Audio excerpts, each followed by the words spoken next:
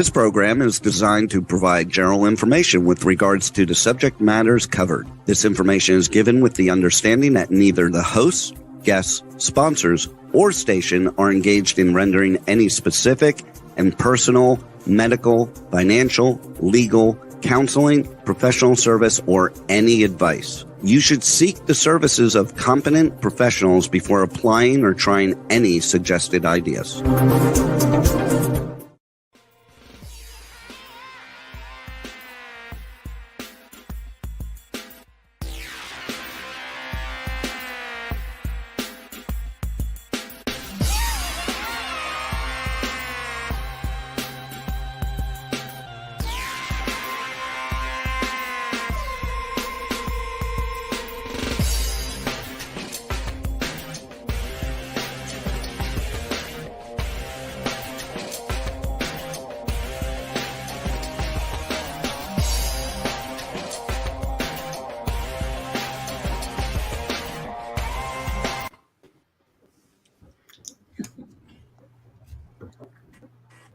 There's Movie Reviews and More live around the world as usual. It's Tuesday night. And it's our 51st out of 52nd week of doing shows worldwide. And I got to say this, it's good to be having everybody on. I've been waiting for this show for about 4 months, because you know why? Ron Russell is in the house. Natalie Stavola is in the house. Claire Chubb's here. Sophie is here. Rachel Robertson from Houston, Texas, and one and only Howard Higgins from Nashville, Tennessee. So I'm going to get this going. So this guy's been in Hollywood over 60 years. He's an icon. I adore this guy. I think he's like my father in a way, even though he's Italian and I'm half black, half white. But we can go with that. But it's one of these things that I really like this man. Well, I could be, but I think that's more Natalie. But it's one of those things where this guy has done everything. Jimmy Star, Ron Russell Show, 4.5 million weekly viewers, 1 billion streams around the world, the #1 web show in the world, and our friends. And then we have Natalie. I haven't even met this woman, but she was at the same event where Claire Chubbuck is at, and I just liked her. Terry interviewed her. Terry's on her way to Vegas right now. Natalie, life coach, dating, producer, director, writer, screenwriter, and actress.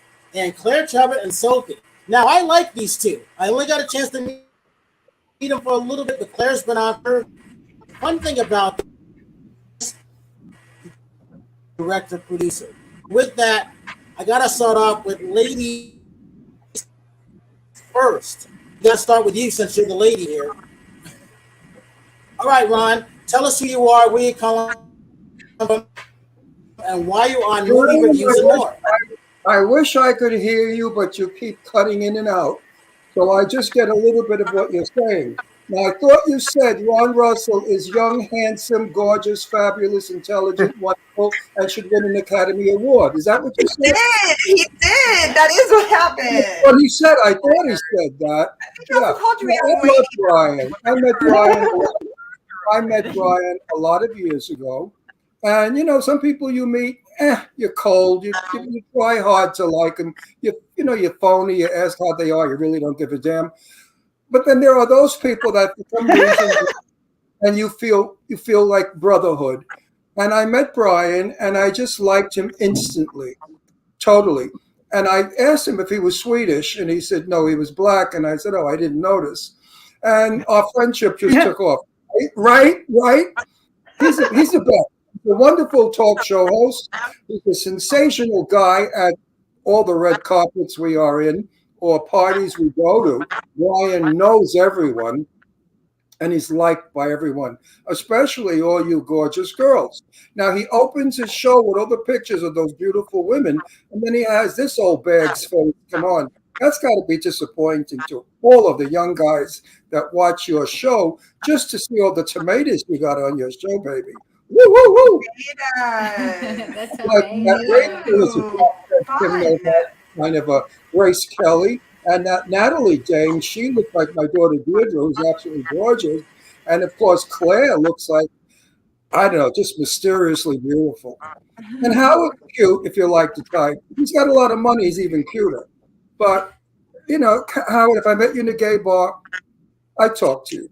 100%. I think I would also I'm gay, co-sign. by the way. So when I talk about women, I don't want you to think I'm some lecherous old man.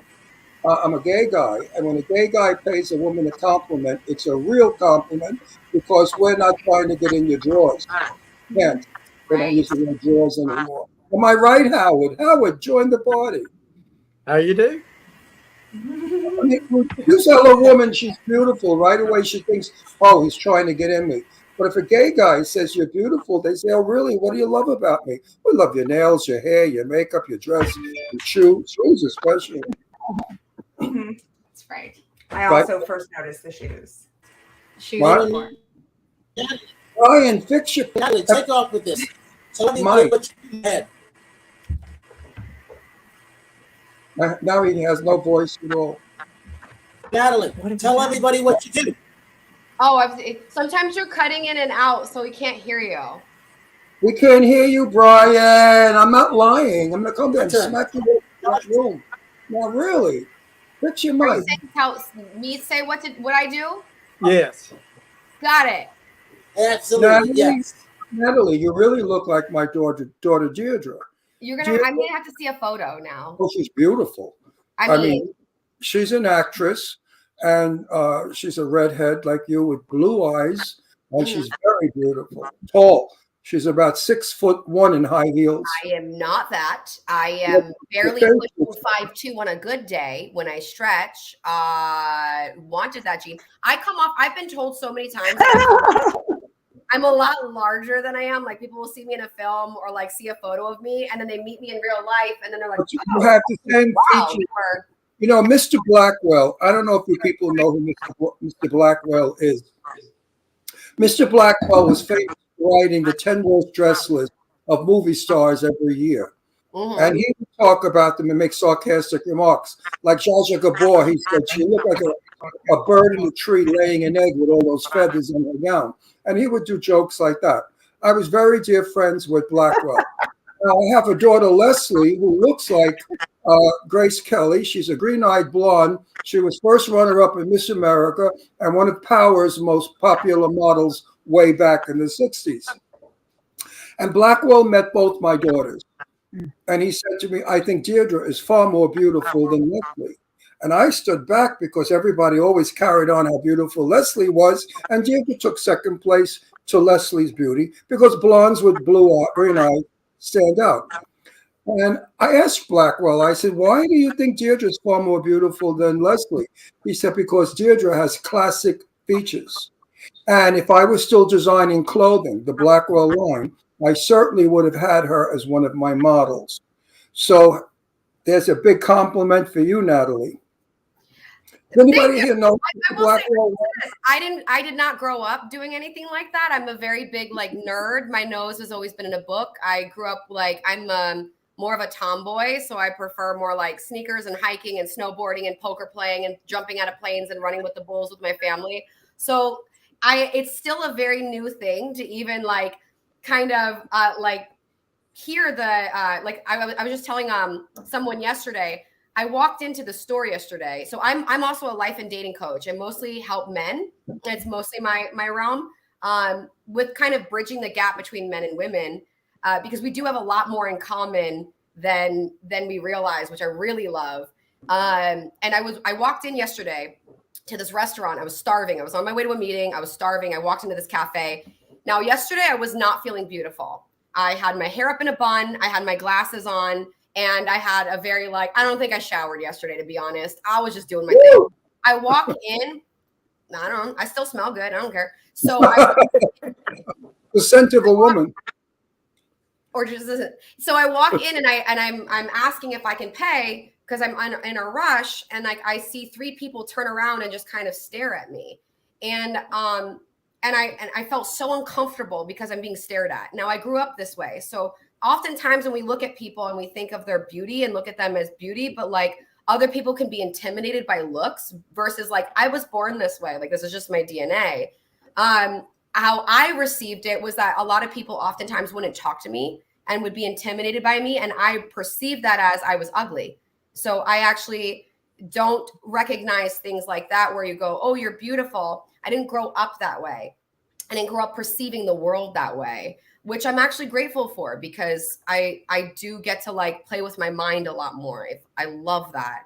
I get to feel more like safe and like, you know, and fun and free and like my sneakers and hiking and fun time. So I walk in and these people look at me and they're staring at me, and I thought something must be on me. I must look like an idiot. Like something must have happened.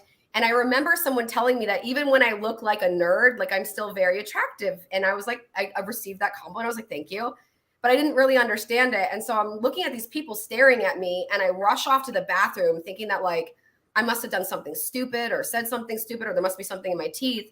And I looked and I was like, oh, even though I felt so disheveled and ugly, like I was like, oh, I can see, I'm like, there's beauty there. And that they were staring at me probably because I don't know, maybe they were trying to give me a compliment. I'm not sure, but how I received it was they're probably just enjoying you. My daughter Leslie, the great beauty who was the Miss America thing girl, said to me once, Daddy, I will fall in love with the guy that takes me to a movie on my first date, not to a party with his friends. Now, if you understand what that means, women that are beautiful are used because guys like to date them and show them off to their friends. Look at who I'm dating. Wow, wow, wow.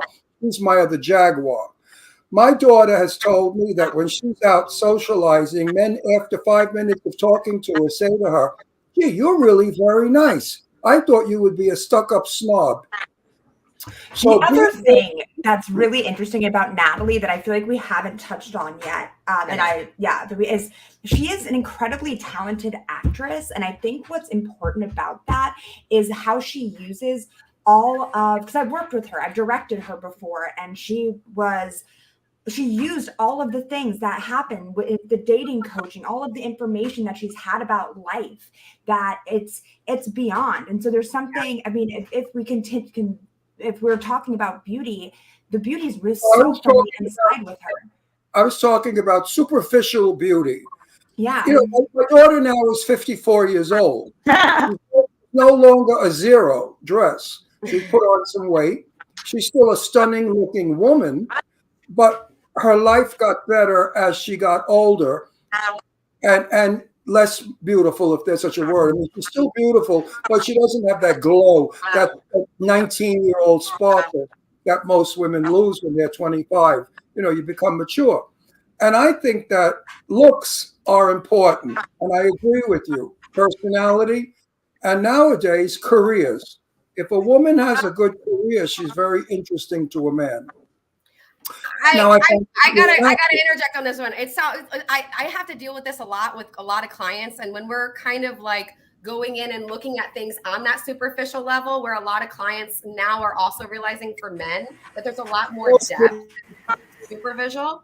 Like I think that's really important too. Of like, I think a lot more women today are not just basing our looks on something superficial or to be like toted around in any way. While it is lovely, a lot of men are also realizing that when you're picking people just based on looks, there's no depth there. When you're picking people based on like, is she going to look good in my Lamborghini and I just need to impress my friends? There's no depth there. There's no longevity. And I think that more people nowadays are finding that spark in their life when they're recognizing that there's more purpose and there's more life. And that like for us, I know Claire and Sophia and Brian, we've talked about this. What I love about Sophia and Claire is that they've got cathartic realism, which a lot of us have been able to actually take our depth and apply it to our work and actually have a life purpose and do more than just like that superficial, what am I looking like? What am I presenting as? And I think that the more that these kids today are even like getting access to information as far as like, you know, women are not just toted around for their looks or not just talked about for their looks, but instead there is that depth. So I honestly think that the glow in the woman's eyes happens when we, and same with men, when we actually get to like dive deeper into who we are and connect. our life. Just to jump in. We jumping in. Yeah, just to jump in on the here. Right. I was like, where's the glow at 25? I was like, at 25, you're still like a child. Yeah. So I kind of refuse to stupidity. Well, I kind of refuse to believe that your glow or that your glow comes from an external beauty, right? Like we can all be beautiful no matter what the age gap is. And I think your glow, when you have a glow in your eyes, that means that you are backed with purpose and intention. So if there is a person, man or woman, who does not have a glow in their face, it's probably because they lack purpose. They lack intention. You know, like, what are you doing? What's getting you up in the morning? Yes. You know, are you fighting for something? Are you going after a goal? Or are you just like waking up and living that mundane lifestyle? But I think, to be fair, a lot of like in our historical situation culturally, like at 25, often in the past, women were told that they don't have their purpose as their family. You're not good enough. You're not good enough. You need to have a family. Yeah. You So I gotta think hang people are out. changing. I was very good friends with Jane Russell. You know who Jane Russell is, the movie star? Gentlemen Prefer Blondes with Marilyn Monroe. Anyway, Jane Russell in the 1940s was one of the most popular movie stars in the world. She was basically known for her cleavage. She was a 36B bra, but they photographed her cleavage and censored it because it was obscene. It was terrible. Howard Hughes made a movie, The Outlaw, where she bends forward to put a blanket over a cowboy, and her bosoms popped up a little bit, and you saw cleavage. So the church banned it, and everybody banned it. It was disgusting and vulgar. I asked Jane, who was now 80, I think she was 84 at the time. Jane, how does it feel when you look in the mirror and you no longer see Jane Russell? You no longer see Jane Russell looking back at you. And she answered me very honestly. She said, Ron, how the hell do you think I feel? She wasn't happy with it because all of her life, her career was based on her beauty and her cleavage. Yeah. That's the point I'm making. I have to interject. Jane Russell drank a lot and she had a hard life, and it showed. Yeah. She what? She drank a lot and she had a hard life, and it showed. It reflected her life, showed on her face. She died in 89. I took her to a premiere. She looked magnificent. The paparazzi went crazy. Unlike Sophia Loren, I made a movie with her in 1959. I was 19. She was the most beautiful woman I had ever seen. Now Sophia Loren doesn't look anything like Sophia Loren. Jane Russell maintained her look. She did not have a hard life, by the way. She was married 3 times. The first husband cheated. She dumped him. The second one died of a heart attack. The third one died of a heart attack. She was always well-heeled. She lived in Montecito up in Santa Barbara in a very beautiful house. She never needed for anything. She was still famous. Wherever we went, people would recognize her if we went to dinner or an event. She didn't want any part of Hollywood. An old lady. She enjoyed it as a young girl. I will say that, like, I think that it's an interesting thing that we're perceiving and receiving these women With that, of like kind of like, oh, they must love themselves for their looks, or they did well for their looks. And it was just like, that's just what it had to be at the time. And like most of those women were miserable because like you had to do that. And I think that we can start to kind of open that up, and like now, you know, more women are being applauded and loved for who they are, which is a lot better than being reduced to. But does that really work? Because all of the guys that I know, all of the men that I know in Hollywood, and I'm not going to mention their names because I want to segue into Claire. Let's make this one point. All the guys I know in Hollywood that are actors, famous actors. Claire, tell them. I tried to fix them up with a friend of mine who's a very wonderful girl. She's a producer. She's intelligent, but she's not a great beauty. She's a little on the heavy set side. And every one of these single guys said, no way, babe, get me Sarah French. Or people like, you know, the tomatoes, the blondes, with the bodies, the beauties. I don't believe that. I believe a beautiful woman gets dates. An unattractive woman will go with unattractive men. I've seen pairs where the guy looks like a geek, she looks like a geek, and they're happy together. Then I see the wise guys in LA with the Jaguars with the tomatoes. So we all seem to like. So then you just discounted look it. at Rachel. Rachel, you have no trouble with guys. Rachel, hello. Rachel, can you hear me? I mean, for me, when I'm coaching men, I see the exact opposite of that. I don't see that. I see that if you're super You don't have trouble with fellas, right? Well, guys pick you up all the time, I bet. No? Why am I not getting responses? Yeah. Something? You know why, Ron? Because I can't hear you. It's like cutting. She's cutting in and out. Rachel, you're cutting out. We can't hear you. Ron, what did you say?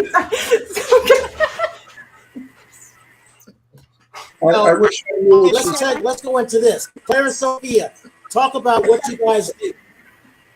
You talk about, okay, Claire so this is Sophia. Talk about what you do. Yeah, so tell us about cathartic realism. Oh, sorry. We do this together and we have so much fun doing it. And so I direct most of the films that we do so far, and Sophia stars in most of them. And so she is star. Shoot for it. Like, that's because we have more films to make. It's not on purpose, but yes. Well, I think so. Basically, what we do is we take people's traumas. We can take an artist's trauma, something that they haven't healed from, something that they're still struggling with in their day to day, and we put it into film. So, for example, like with myself, when I was 16 years old, I was taken from my house and I was molested for 3 days, and I never spoke to anyone about it. I never told my parents about it. And when I was 17, I started at the Chubbuck studio, which really just changed my life altogether. It was teaching me how to take my past traumas and the things that I'm struggling with and put it into my art to be empowered.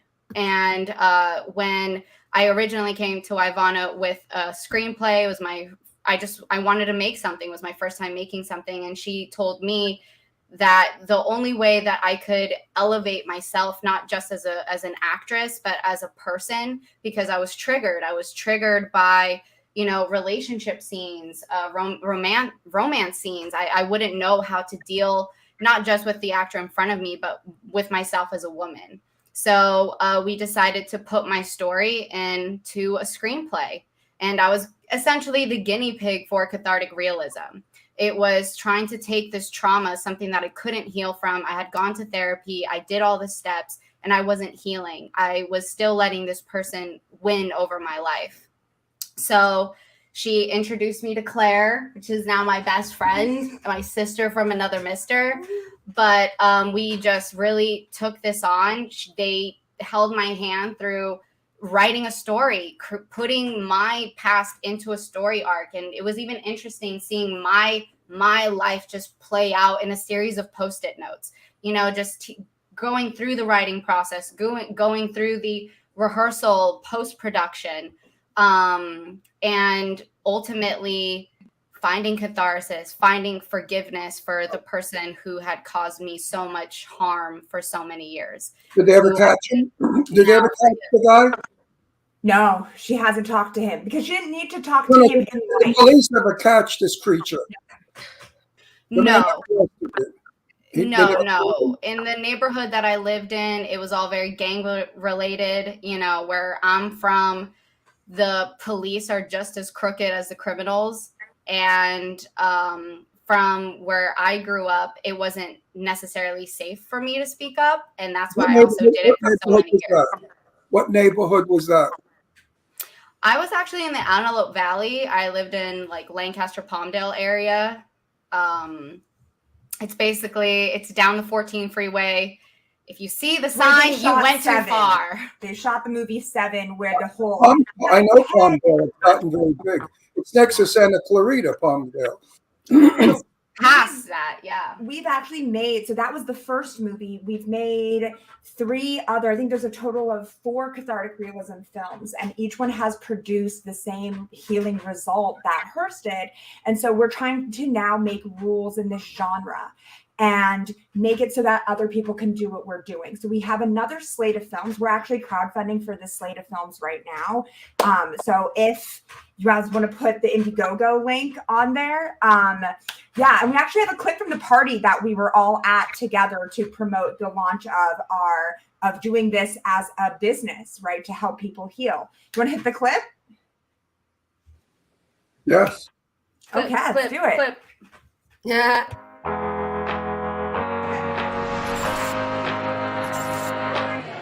And I am with Claire Chubbuck. Tonight we are celebrating her new film genre, cathartic realism. Please tell everybody, what does that mean to you? Cathartic realism is when you get a chance to tell your own story the way it felt to you, but with the empowerment that comes from writing your own ending. Claire thought of this amazing opportunity for people, cathartic realism, where you get to turn your pain into art. Well, what most people take is trauma or their pain or hurt, and they have shame from it, or they self-destruct from it, or they get defeated by it. And so the healing process is saying, being able to talk about it.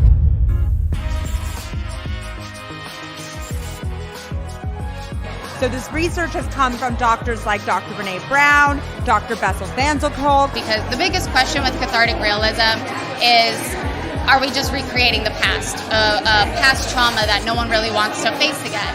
But empowerment comes from taking back ownership of what's happened. And you get to say it in your terms, and you get to be the winner of your story.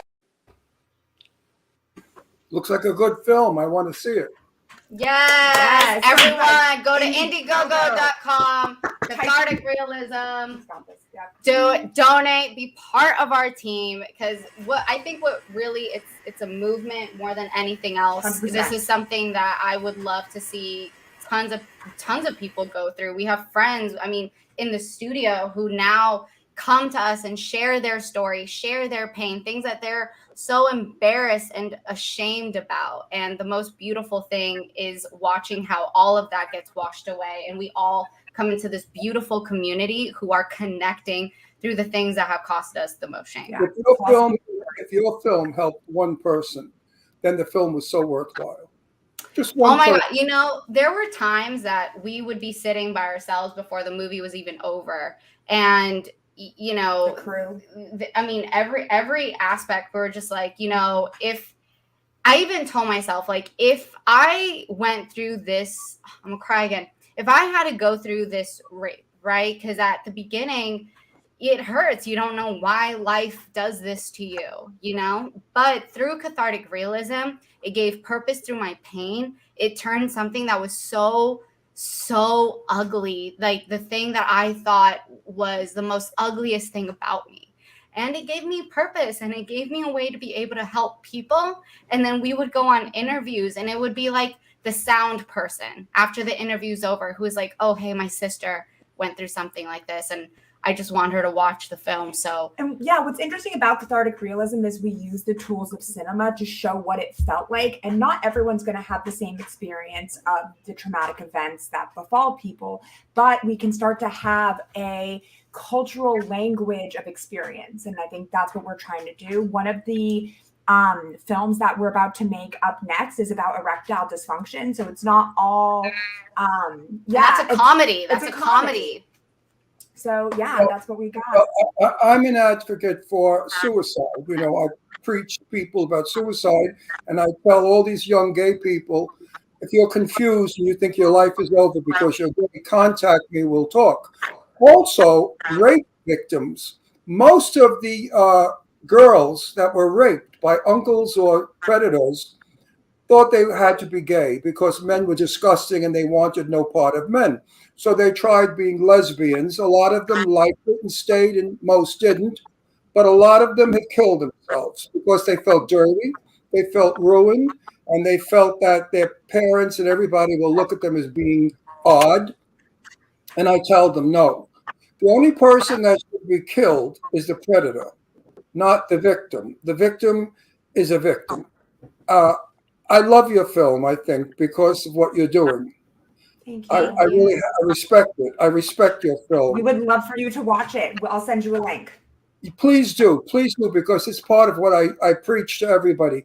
And I want to just say now that I'm on this media, all of you gay people out there, 14, 13, 12, you're confused. You don't understand what you're doing yet. You think you're freaks. You think there's nobody like you, or you think you have to die because God made you creepy.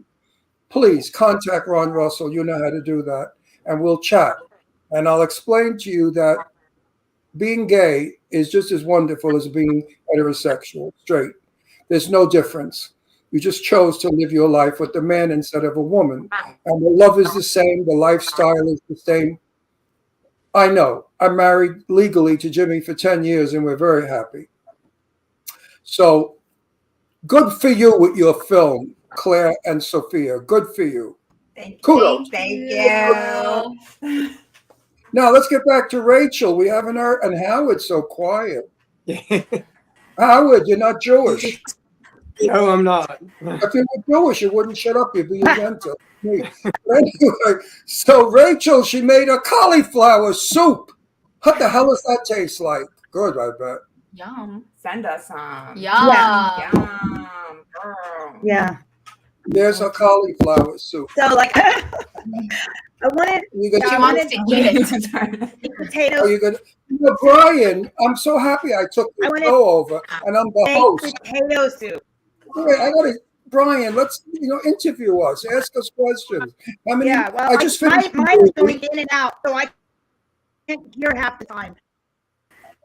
I just finished a movie called So Clowny. I'm Rachel Roberts. Well, I wanted to see.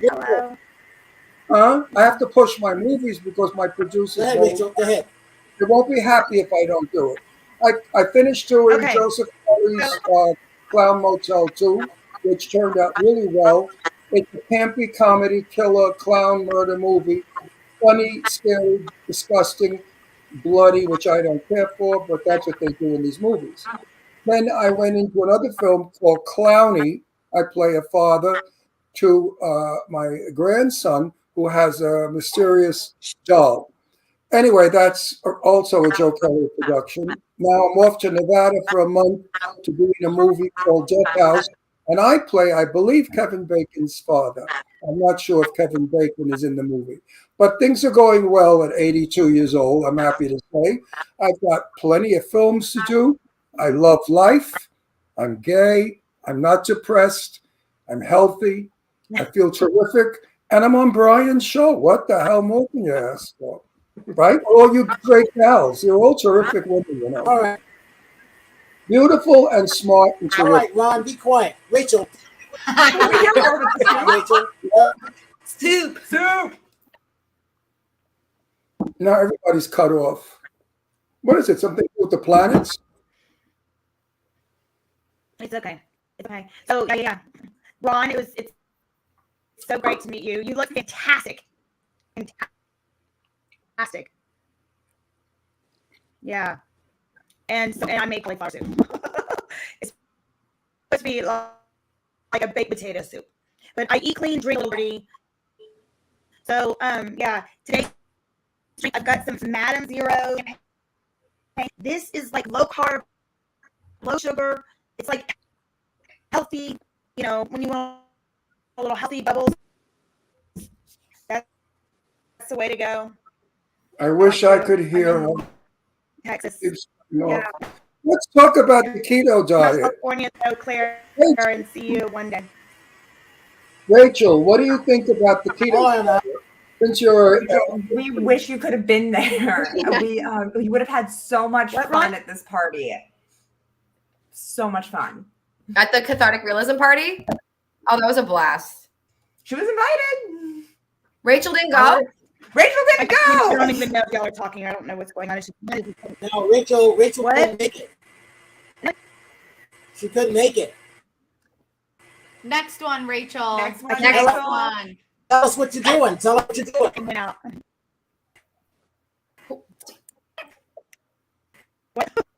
Who?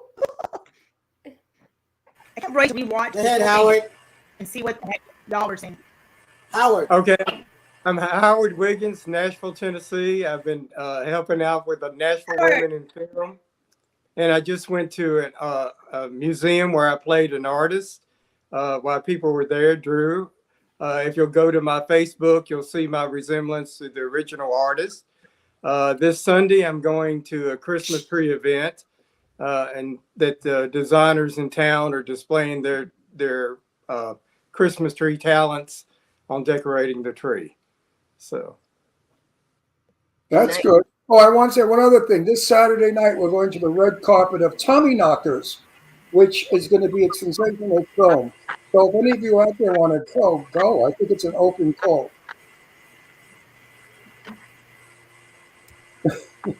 Everybody's cutting off. Talk about one thing from Hollywood. Ron, talk about one thing from Hollywood. Talk about Sophie Loren and Jane Russell. Why you like them? Well, Sophia Loren, I was fortunate enough to have, I worked with her, and she was lovely. She couldn't have been kinder. I'm Italian. She's Italian. I spoke Italian. And when I spoke Italian to her, she said to me, your Italian is as bad as my English. But we got along fine. Jane Russell and I were friends for many years. Through Jane Russell, I met so many of the old Hollywood, the great glamour ladies of years ago, like Rita Hayworth. Just the names go on and on and on. I grew up in old Hollywood, the Hollywood of yesteryear. Yes. Ron, what does opera boca mean? What? Ron, what is opera boca? What does that mean? What did you say? I learned that today. Mouth. Opera boca. Up the what? Are you saying? I think it's cutting Abre la boca. Abre la boca is Abre la boca is open your mouth. Your mouth. Oh Lord, where were you? Anyway, growing up in old Hollywood was wonderful. Okay. I'm trying to say something about Hollywood of yesteryear, where film was done correctly. Okay. And the actors were stars. Today, we're here today, we're gone tomorrow. Nobody's a star anymore. Why? Because we had a studio system that promoted the stars, that paid for all of their PR and put them in gowns and in limousines and in parties to look important. I remember somebody saying to me, Marilyn Monroe really doesn't pee. And I said, oh, yes, Marilyn Monroe pees. But they couldn't believe that somebody as wonderful as Marilyn Monroe would have a natural body function. Back then, Hollywood made stars beyond human. They were glorified. They were wonderful. Today, we see our movie stars in ripped jeans or on toilet bowls, wiping themselves, as Julianne Moore did in a movie, which I found totally offensive. I think realism has gone a little bit too far in film. I'm a method actor. I'm in the business. I've been acting for 64 years. I've been on stage, television, and in films, and I've seen it change. And I think it's changed not for the better. We've lost the fantasy of film. There was a day we went to film to get away from our troubles. Now we go to film and we see everybody else's troubles, but we're still in a troubled state of mind. A feel-good movie, they're very few. I wish they would make more. Acting today is terrific. The actresses really are natural and good. The actors are great. There's no more of that, Gloria Swanson stuff. Max, that is my scene. Those things are kind of corny. So, I mean, if you want to talk about movie stars of yesteryear, I need to go. Okay, but we could also talk about movie stars of yesteryear. It wasn't just the studio system. When the new wave came in, would you say Jack Nicholson, and maybe not in the same way where people are aware that he pees, right? Yeah. And maybe he has a strong upstream, but he came from not that Jack Nicholson did not act. Jack Nicholson, what you saw on the screen was what he was in person. He was the mayor of that small town. It was so different. Jack Nicholson, I've been to parties where he was, and he's exactly in real life as he is on the screen. But that's a commentary on acting and whether that's good acting or not. He was not, in fact, a mayor of a small redneck town in Easy Rider, and I think that's where we got introduced to Jack Nicholson. No, there are actresses today that I love, and I think they're wonderful. I watch everything. Jimmy and I watch a film every night with dinner, and I can't even think of their names. They're so new to me. But there are a lot of young girls coming up today and guys who really do a wonderful job acting because they don't overact. They're natural. The one thing that I learned in my years of work is if you're caught acting, get out of the business because nobody should catch you acting. That's a bad actor. You have to be real. You have to be natural. You have to be sincere, and you have to be the character. I study my characters for days, not so much now in these horror movies, but in my better films of 30 and 40 years ago. I would study my character and create that character. And like you did, Claire, from your experience, pull from my life's experience and see if it worked with my character. And that's why, you give a good performance. The script is not necessarily good for you. The script may be for somebody else. But if you act it the way you feel it, the script becomes good. I hope I help somebody out there acting because it's a difficult job. You're always out of work. You're always looking for work. And there are so many competition. Back in 1955, when I was working, there were maybe, let's say, 10,000 actors. Ron, I want to have and million actors. The competition is incredible. Incredible. What, Brian? Go, Natalie. Go ahead. What would you like to know, Brian? I wanted to have Natalie jump in. Go ahead.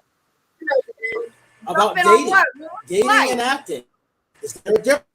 Dating and acting. So I'm a life and dating coach for men. The reason why is also it's a big part of. So I actually met Claire and Sophia at the studio, at Ivana Chubbuck's studio, and we've been friends for the longest time. The biggest part about my life is and what we do at the studio is we learn how to overcome our obstacles and put it in our work. Now, my biggest through line in life has been overcoming my own obstacles and either showing people on stage what that looks like and having that cathartic release at the end, or I teach people how to do that. And that one-on-one dating. Mostly what I do with life and dating coaching is I help people fall in love with themselves. I help people get out of their own way. I help people see their own BS that's been taught to them by society or themselves or generational trauma, the projections that they do on other people, or even the fact that you can accidentally be ruled by limiting beliefs, by negative sentences. You can project onto other people your own wounds. And so it's been a really beautiful thing, especially today's day and age, and the pain that I've seen, and it's valid. There's a lot of things happening in the world that I actually think that the arts today are doing such an incredible job with capturing them. I will say that sometimes I think that we can go overboard and maybe no one really likes anything necessarily shoved down their throats. But I think that we're actually, because so many more people are opening up, owning their story, overcoming their story, sharing their story.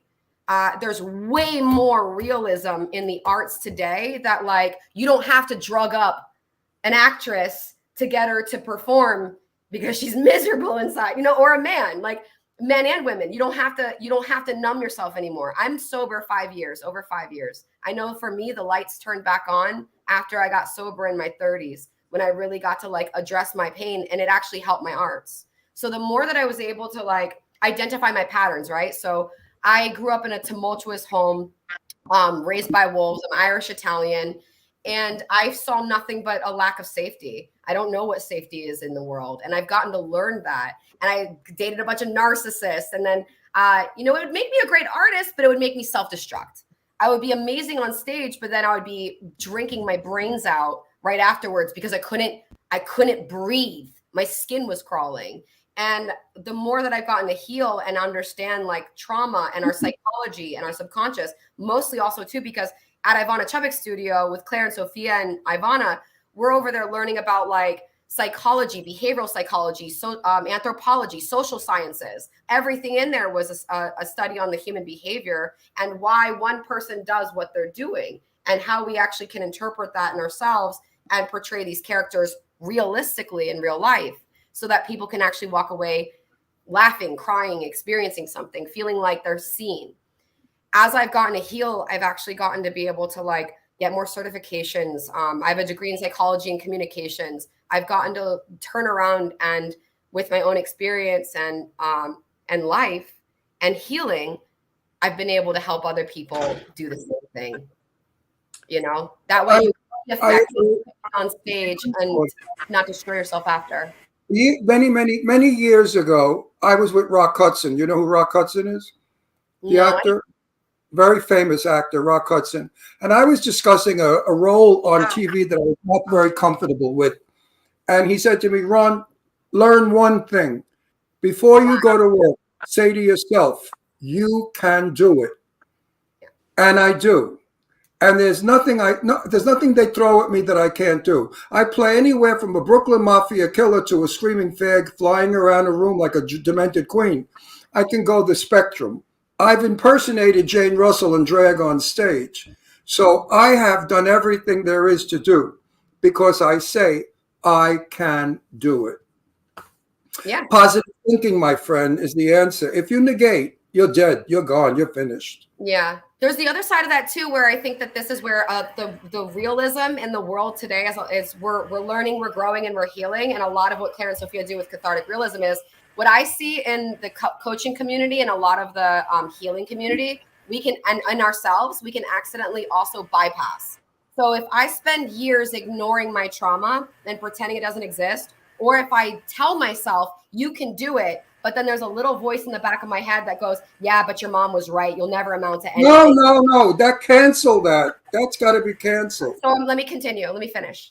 So if I don't actually acknowledge where that's coming from and heal that, then that voice will actually destroy me and win out. If I don't, if I bypass myself and I don't actually take a look, then alcohol will come back in. Drugs will come back in. The pain will come back in. So it's a big one for a lot of people where oftentimes people are taught, because I'm from the Northeast, I'm Irish Italian, we're taught to walk it off and, you know, and you're fine.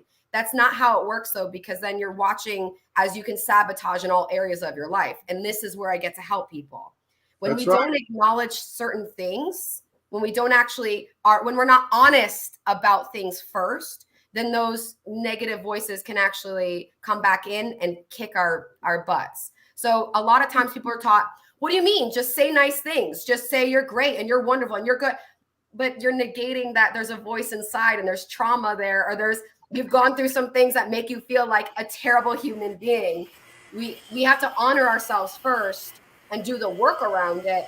That way it's like you get to keep the good stuff when it comes in, or when good people come in, or when good work comes in. You're watching it happen left and right. Millionaires and billionaires blow their brains out. Huge people that are making celebrity status and making all these movies are losing all their money, dating toxic people, blowing up their lives. Why? Because inside they have a voice that doesn't tell them, you got this. They have a voice that says, you got this, but you're not a good human being. You're not worth it. You don't deserve it. You're not safe in the world. Mess it all up. Destroy everything. Sabotage. So my job and what I've been doing and I've gotten to help with a lot is I've gotten to acknowledge those things and no longer bypass those things. And I see it in different communities. You have it in the Black and brown communities, especially where, you know, you're taught you'll only amount to this. You'll only get to this. If you tell yourself that over and over and over again, when other people are saying that to you, that's what you'll amount to. And now you can go in and like in the arts, in your life, in life coaching and dating coaching, in slam poetry, you can actually tackle those, heal those, overcome those. Some of us have to overcome a lot more than others, and we can actually like take that and win with it. And you can take that and actually have a beautiful life and keep the good things in your life, not just win a little bit and then destroy it all later with drugs and alcohol, which we got to see a lot of in the old school days. A lot of people were in a lot of pain. I don't think it was so much pain. as it was. They were overworked. And they were treated, Say what?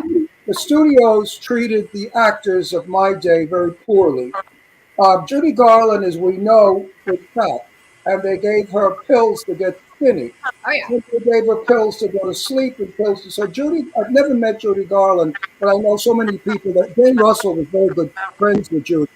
And it was the studios that killed Judy Garland in the long run. I think that the studio moguls raped many of the movie stars, if you want to talk about rape. I can't name one. Well, maybe because she's dead, I could probably name her. Joan Crawford was raped many times by studio business. Huh?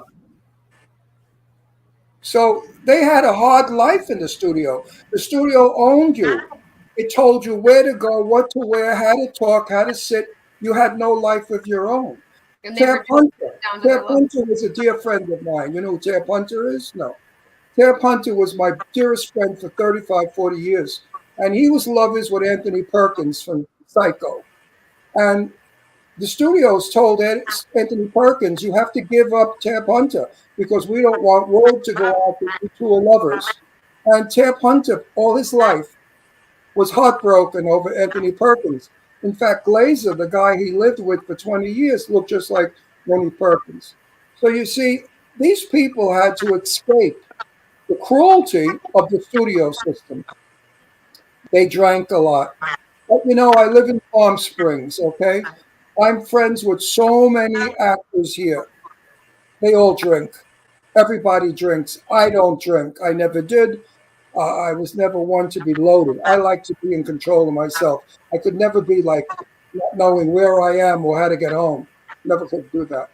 So drinking is really a social way of having a personality that's boring if you're not drunk. I hope you agree with that. Drinking stinks. Believe me. And what was really fun about Natalie is that she was same both ways.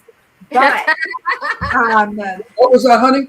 She was the same. Natalie's the same both ways, whether she's in her She's a disease cup or full of not. fun. Yeah. Cup full of fun. So you can find cathartic realism at our on Instagram, and so you can find us on Instagram. Put the link on, and then also, there it is. If you look at the bottom of your screen right now, at Cathartic Realism. So keep up with us. We're actually going to go on a couple, some trips to scout for people. One of those trips is Disneyland. That's my dog. But then also check out our upcoming slate on Indiegogo. So that's at Indiegogo.